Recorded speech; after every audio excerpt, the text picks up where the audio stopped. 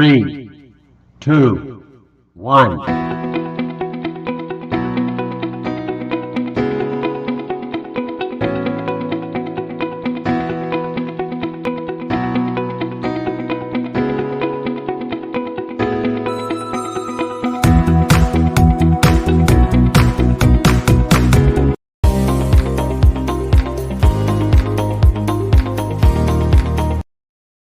Assalamualaikum warahmatullahi wabarakatuh.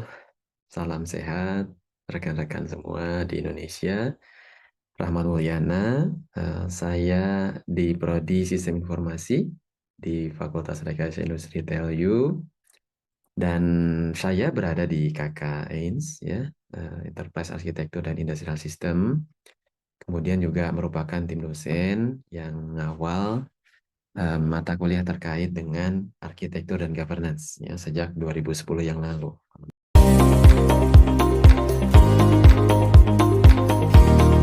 Nah, kemudian saya merupakan PhD employee, ya. Jadi istilahnya adalah employee karena memang bukan berdasarkan scholarship gitu ya, tetapi uh, diawali dengan adanya vakansi, ya. Jadi seperti job gitu ya. Ada peluang di mana di 2020 yang lalu bersama dengan pandemi, ya, saya ditawarin oleh kolegial profesor, ya. Saya namanya Prof. Lazar di sini, dan kebetulan saat itu saya presentasi untuk keynote speech, ya, pada satu conference akademik di Indonesia mewakili ISAKA, ya, asosiasi terbesar untuk IT governance, risk management, compliance, dan juga cyber security dan privasi, ya.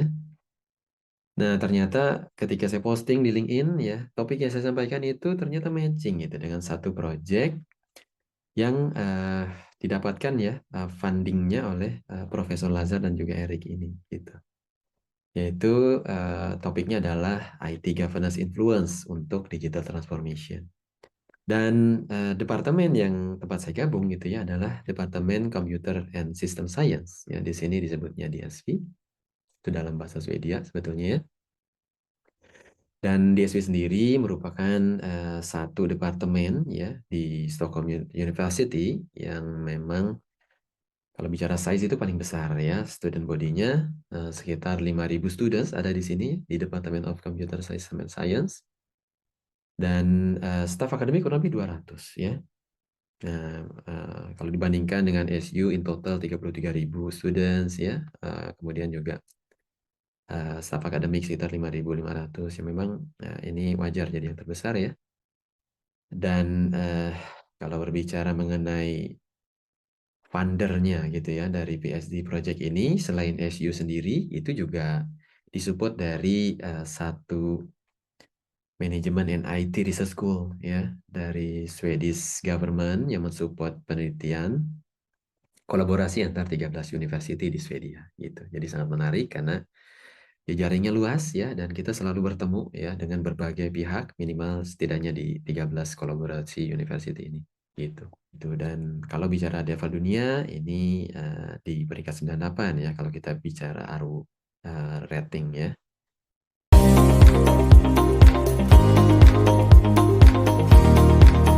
Kemudian juga Swedia termasuk negara maju gitu ya, dengan kualitas hidup, pendidikan, kesehatan, ya, kesetaraan gender, kebebasan berpendapat yang juga sangat tinggi, ya. Banyak hal yang berkesan di sini, ya. Apalagi kalau kita berbicara work life balance gitu ya. Swedia itu terkenal banget, ya. Inovasinya nomor 2 dunia gitu ya. Merupakan negara dengan negara pengelola Nobel laureate gitu ya, yang memberikan penghargaan Nobel untuk setiap inovasi besar di dunia gitu ya. Ini juga kelihatan ya dari banyaknya perusahaan inovatif ya, startup-startup yang besar-besar juga di sini gitu ya. Misalnya seperti Spotify gitu ya. Kalau yang lama-lama ada Ericsson, IKEA misalnya ya, H&M. Kemudian juga ada Electrolux ya. Ya, kemudian ada Volvo misalnya untuk ini ya, untuk engine ya, dan juga Scania misalnya.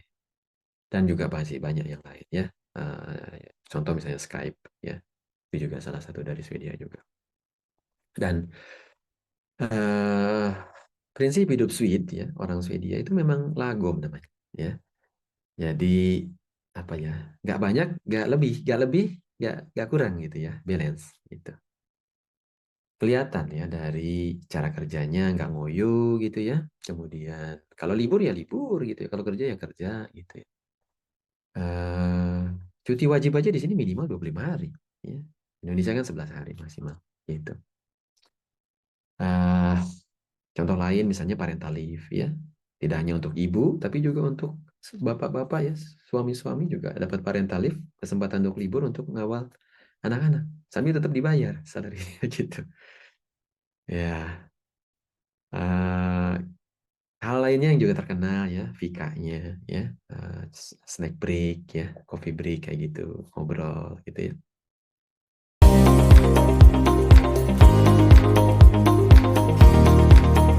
Kemudian ya karena juga di sini iklimnya cukup dingin gitu ya, karena dekat dengan kutub utara tadi, maka jangan heran ya kalau Anda berkunjung ke sini, apalagi di saat-saat summer ya, maka akan sangat sepi gitu, karena orang pada liburan ya.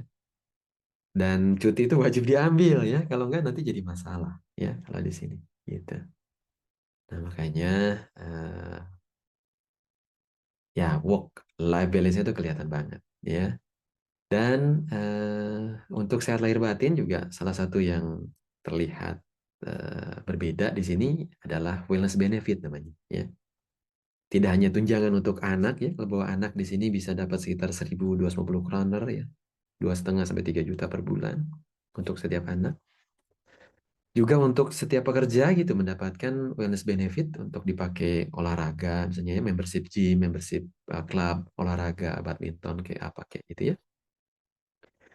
Sekitar 3.000 sampai 5.000 kroner per bulan. Per tahun, sorry kalau ini ya. Ya lumayan ya, 4,5, 7,5, 8 juta per tahun gitu untuk membership olahraga kan gitu ya. Ya, bagi pembayar pajak ya, itu anak-anaknya, familinya gitu ya dapat support bisa gratis ya sampai level universitas ya, seperti itu gitu.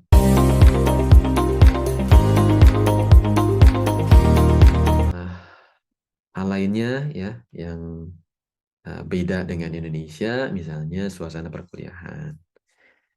Di sini itu eh, terasa sangat merdeka belajar itu, gitu ya.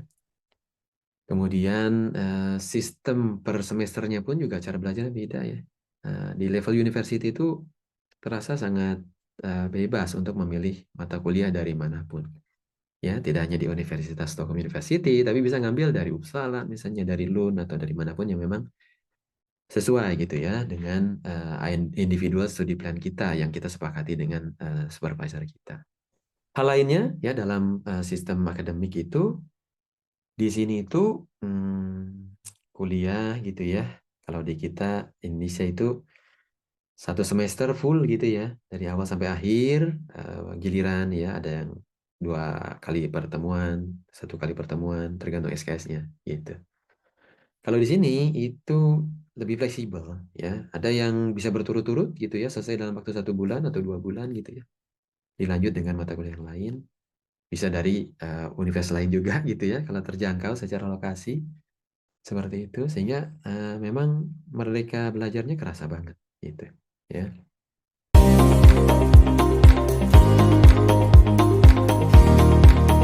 Dan pesan saya kalau teman-teman mau studi lanjut di Eropa ataupun di berbagai belahan dunia di luar negeri gitu ya, modalnya ya balik lagi ya ke profil kita ya, ke portofolio kita gitu.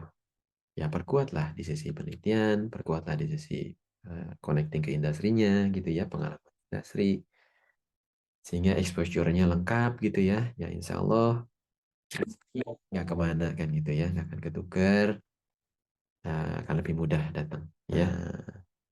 Ya itulah kurang lebih ya sedikit sharing pengalaman bagaimana PhD di Swedia gitu ya. Mudah-mudahan bermanfaat ya bagi rekan-rekan semuanya. Salam sehat, salam sukses selalu. Sampai jumpa lagi.